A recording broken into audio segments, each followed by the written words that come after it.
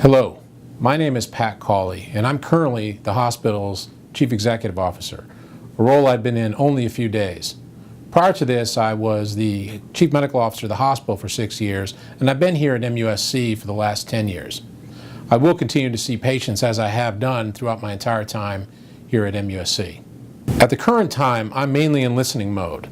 I've been talking to leaders and staff both across the hospital, the university, and practice plan about things they would like for me to do.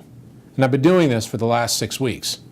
I will continue that for the next several months, and I will be visiting many areas of the hospital over the first 100 days.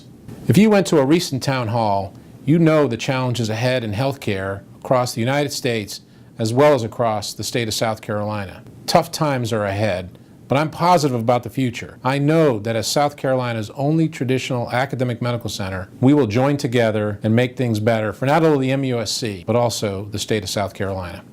So thank you for watching this video today, and I look forward to meeting you in the future.